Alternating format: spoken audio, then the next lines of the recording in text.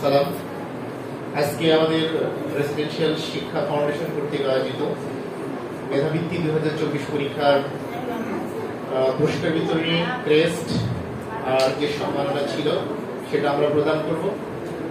আমাদের যে কলিজার টুকরা সন্তানরা এখানে প্লেস করেছে তাদেরকে আমরা ধন্যবাদ জানাচ্ছি।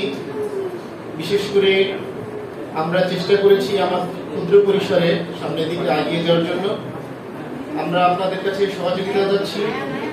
আমরা চেষ্টা করছি কিভাবে একটা ভালো প্রতিষ্ঠান প্রতিষ্ঠিত করা যায়। বিকল্প কোনো উপায় নেই। সন্তানকে আমরা যদি মানব সম্পদ হিসেবে গড়ে তুলতে পারি, এর চেয়ে আমাদের কোনো আর বড় কিছু পাওয়া থাকবে না। আপনারা আপনার সন্তানকে সময় দিন।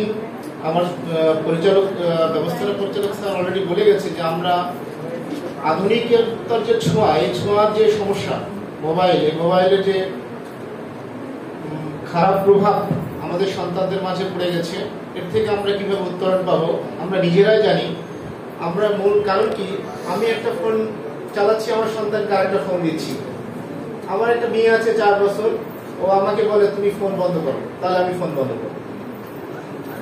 অর্থ কোথায় গিয়ে দাঁড়িয়েছে? তার মানে আমার যে মেধাটা বেশি কাজ করছে।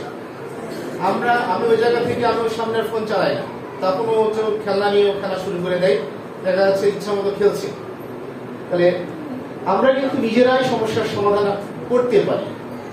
তো যাই হোক, আমরা এখানে যে উদ্দেশ্য নিয়ে এসেছি, আমাদের কৃতি সন্তানদের বা শিক্ষার্থীদের যে পুরস্কার দেব, সেই পুরস্কারটা আপনারা সাদরে গ্রহণ করবেন এবং আপনাদের সন্তানদেরকে উৎসাহ দান করবেন।